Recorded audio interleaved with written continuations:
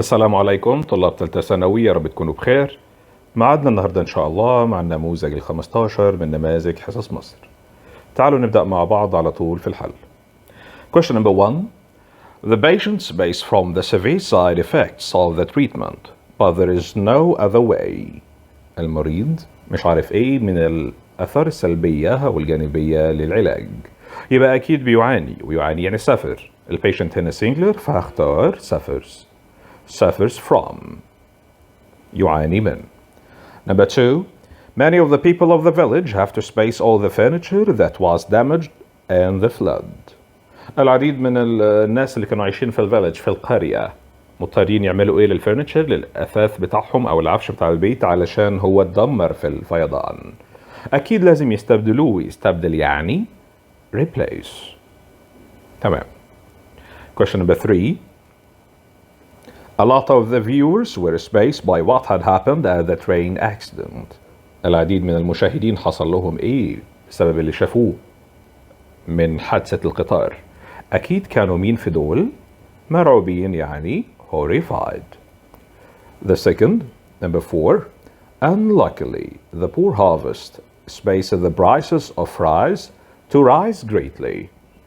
لسوء الحظ المحصول السيء أو القليل اللي حصل السنة دي خلى أسعار الرز تزيد بشكل كبير. سبب لها دوت، ويسبب يعني caused the prices of rice to rise greatly. ممكن تسألني وتقول ليه مش result؟ ما result معناها يؤدي إلى، بس هي result معاها result n، أما cause something to happen. The second, number 5. Mr. Nader is the best space for the job because he has many years of experience. عنده سنوات خبرة كتيرة، علشان كده هو أفضل الإيه للوظيفة. أفضل موظف؟ أكيد لا، أفضل المتقدمين للوظيفة. يبقى the best candidate، متقدم أو مرشح للوظيفة ديت. The second. Thousands of creatures died in the worst space to hit some polar countries as it was snowing hard. آلاف من المخلوقات ماتت في مش عارف ايه سيء في الدول القطبية.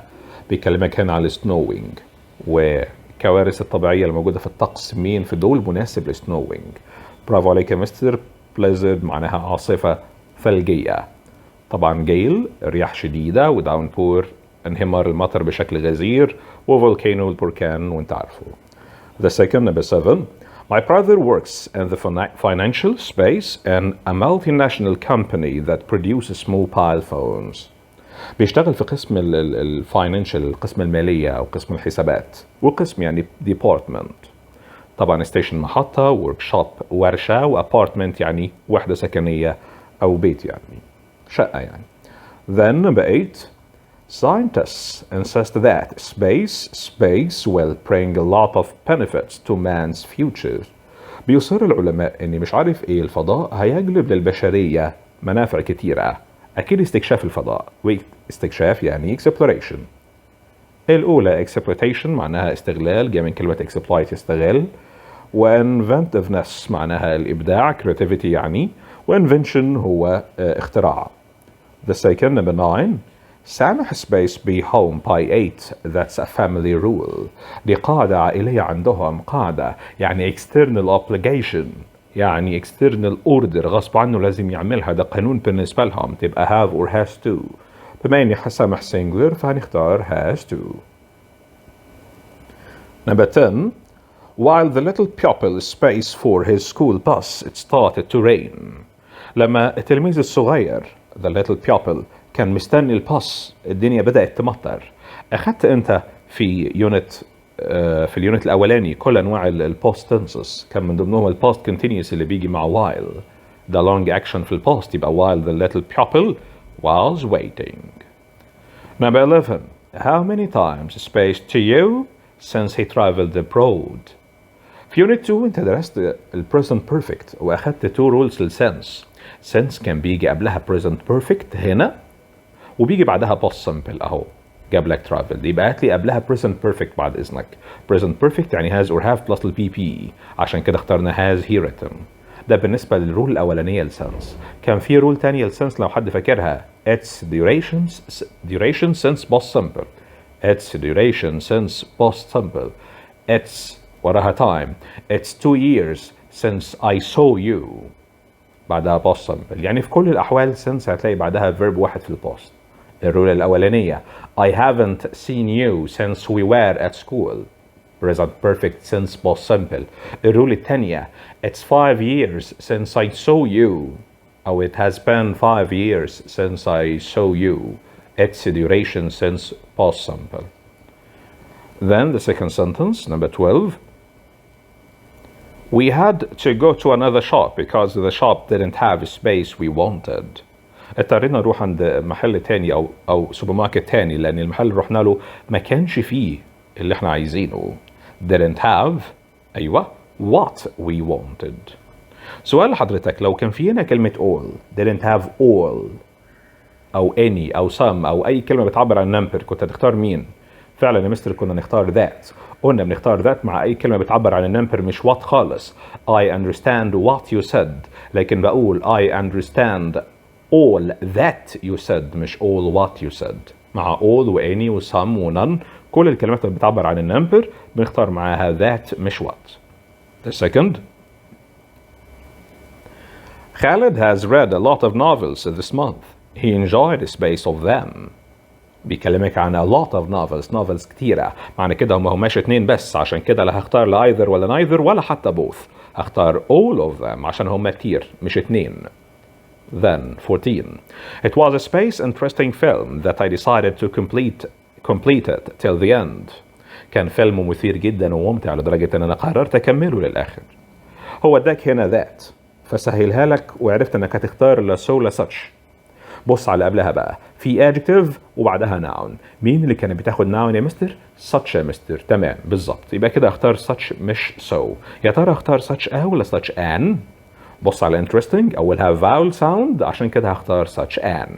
يبقى بالتدريج كده وجود that خلالي ان تو حرام مش هستخدمها.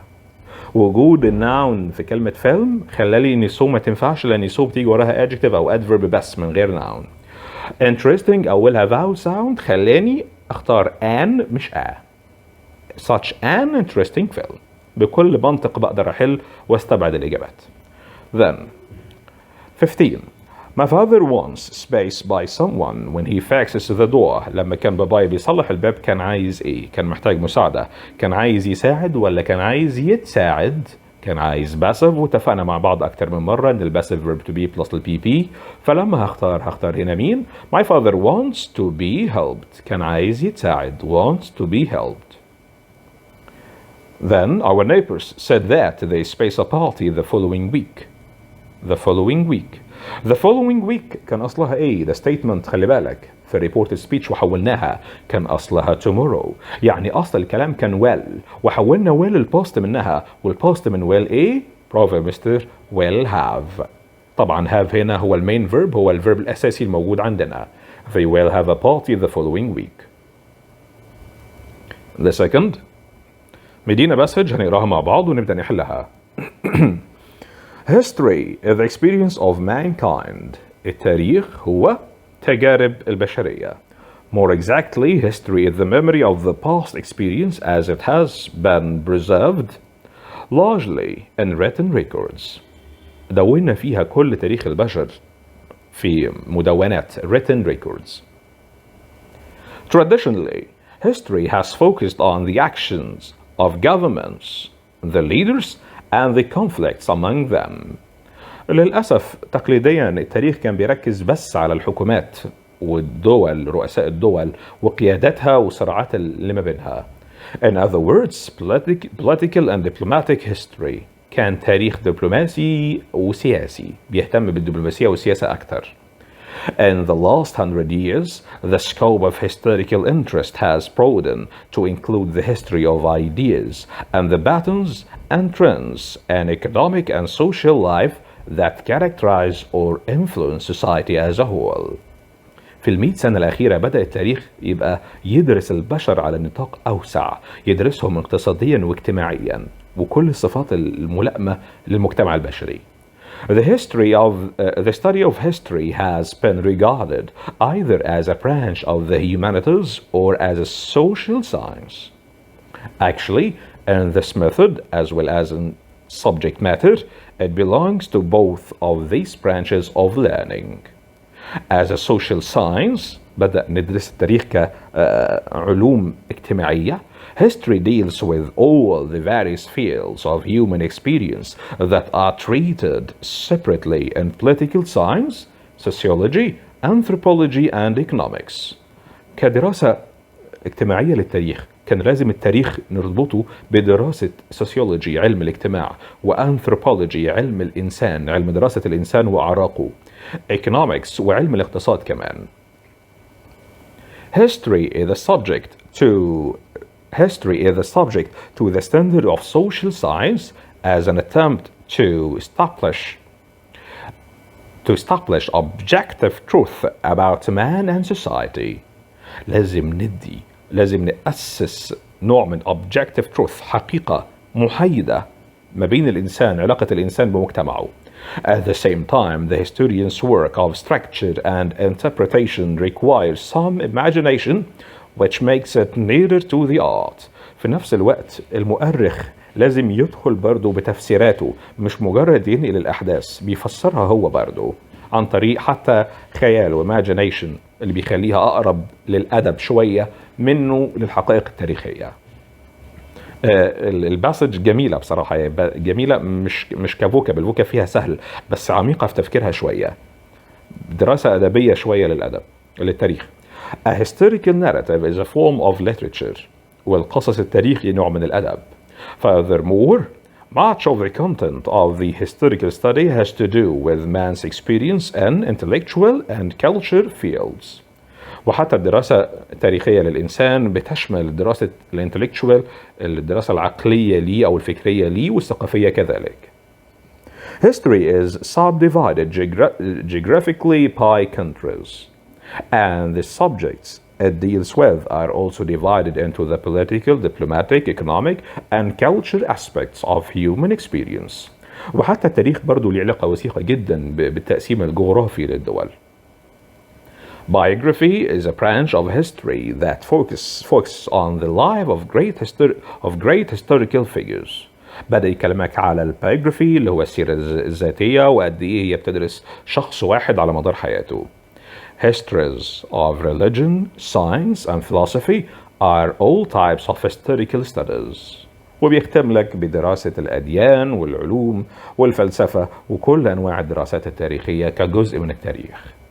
باسج جميلة بصراحة اي نعم قوية في الفهم مش كفوكاب لان الفوكاب فيها سهلة بس كمينينج انك تربط الاحداث كلها ببعضها دراسة التاريخ وقد ايه هو بينتقده زمان ودلوقتي.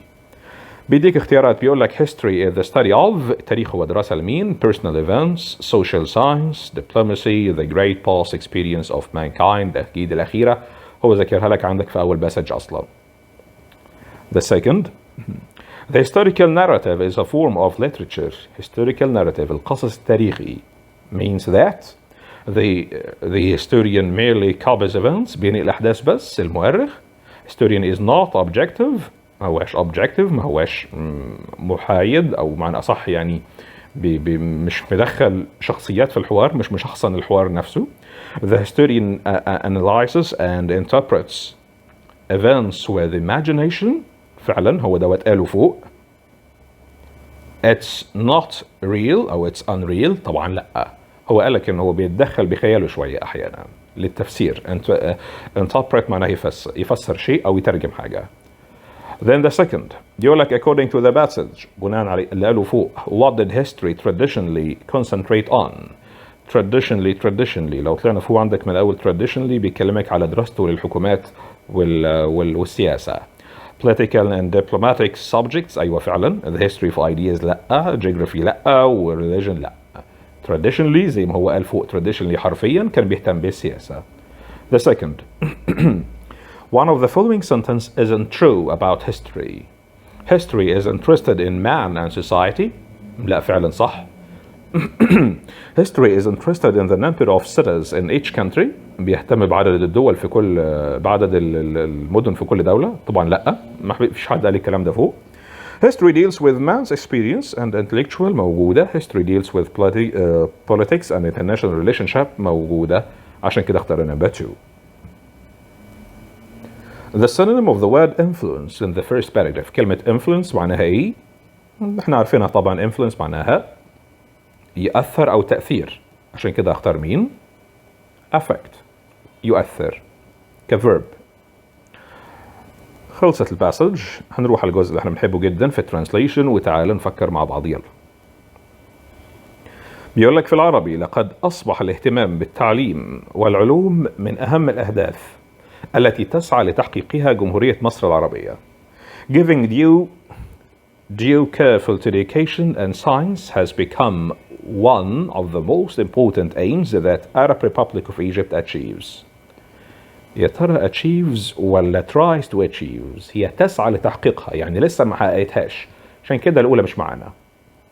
Number 2. Giving due care to education and science have become. هو have خلاها بلودر. مفروض أنا بتكلم على giving due care، بتكلم على something which is singular، بتكلم عن singular، الاهتمام، اهتمام واحد. أي نعم في education وفي science، بس have هنا مش عايدة لا على science ولا على education، هي عايدة على الكير اللي أنا بديه، عايدة على الاهتمام، والاهتمام singular، فياخد has ما ياخدش have يا مستر. The second, giving due care to education and science had become. هو مفروض فوق قد أصبح، يعني present perfect، هو خلاها past perfect يا مستر، خلاها had، عشان كده مش معانا. الأخيرة giving due care to education and science has become one of the most important aims that Arab Republic of Egypt tries to achieve. هي ديت اللي صح، وديت هي اللي نختارها يا مستر. The second sentence مدينا English into Arabic. The government carries out a lot of projects to solve the problem of public transportation or transport in Cairo. تنفذ الحكومة العديد من المشروعات لحل مشكلة النقل العام بالقاهرة. تمام، شايفينها تمام، ونشوف اللي باقي. تنفذ الحكومة العديد من المشروعات لوقف مشكلة. هو فوق بيقول solve، وsolve يعني يحل مش يوقف، عشان كده مش معانا. هتقولي طب ما يوقف المشكلة يعني يحلها. هقول لك معلش التزم بالنص فوق، قال لك solve ما قالكش to stop the problem. Then تنفذ الحكومة العديد من المشروعات لإحلال يعني يحل شيء مكان شيء. to replace something، أنا عايز حل مش replace. to solve not to replace، فده مش معانا. تنفذ الحكومة العديد من المشروعات لحل مشكلة التنقل العام، مشكلة التنقل بالمحافظات، وما جابش سيرة القاهرة كمان، يعني في two mistakes، وديت مش معانا يا مستر. الوحيدة اللي صح هتبقى number 1. The second sentence دخل على writing. Which of the following is correctly structured؟ مين تحت الستراكشر بتاعه سليم؟ تعال نشوف. بيقول لحضرتك no sooner had he tasted the cake when. انت عارف ان no sooner معاها than، واخدت الكلام ده في اول يونت عندك مع البوست بيرفكت، فديت غلط. No sooner has he began، مفروض post perfect، مفروض had he مش has he، فديت غلط. No sooner he had، انت عارف مع no sooner بنعمل inversion، بنجيب had الاول، بنجيب الفيرب الاول. No sooner had I مش no sooner he had. او لو حبيت ادخل no sooner جوه كنت هتقول he had no sooner. علشان كده had مفروض تيجي في الاول قبل البيرسون مش بعد البيرسون الموجود عندي، فديت غلط. الاخيره no sooner had he تمام، والناحيه الثانيه مدينا than تمام، وديت هي الوحيده اللي صح فيهم، وهي اللي هنختارها. The second sentence question عندك. The most important problem in our city is its poor public transportation system is used as. The most important problem، أهم مشكلة عندنا في مدينتنا is its poor public transportation system، نظام التنقل أو نظام النقل السيء. ممكن استخدمها كإيه؟ كإكزامبل؟ مش شايف خالص انها اكزامبل. topic sentence فعلا انت ممكن اصلا تبدا بيها، انت ده هتتكلم عن موضوع البور public transportation. الكونكلوجن تختم بيها، دي بدايتك، انت لسه هتشرحها مش هتختم بيها، مفيش finally ولا اي حاجه تعبر عنها conclusion. supporting details ده المين ايديا، اصلا انت ملخص فيها المين ايديا اللي انت هتتكلم عليها. علشان كده لما هنختار المين ايديا اللي هي التوبيك سنتنس، وده اختيارنا دلوقتي مع حضرتك. كده حلينا 25 question، 25 سؤال اتأكدنا منهم هنا. ننهي الامتحان مع بعض. نفكرك ان محتوى حصص مصر جاي من كتاب الأضواء اللي هو جيم يعني، ومن كتاب المعاصر، موجودين عندك برضو على ون درايف على البلاتفورم بتاعت وان درايف اللي بعتها لحضرتك متجاوبين، وحتى من غير إجابة لو حابب تعمل الاتنين، وحللهم حتى برضو في فيديوهات موجودة عندك. تعال ننهي الامتحان مع بعض. حلينا 25 سؤال كلهم الحمد لله صح، مدينا 100%. أخدنا بالظبط تلت ساعة بالظبط 20 دقيقة يعني. إن شاء الله امتحانك هيبقى 3 ساعات، خد وقتك براحتك ما تتسرعش. وبكده نكون خلصنا النموذج ال15 من النماذج الاسترشادية الموجودة عندك. إن شاء الله نقابلك في بقية النماذج الموجودة بإذن الله. بالتوفيق ليك إن شاء الله، ودعواتك معنا وإحنا برضو بندعي لك، ونشوف حضرتك على خير مع بقية النماذج الاسترشادية. السلام عليكم.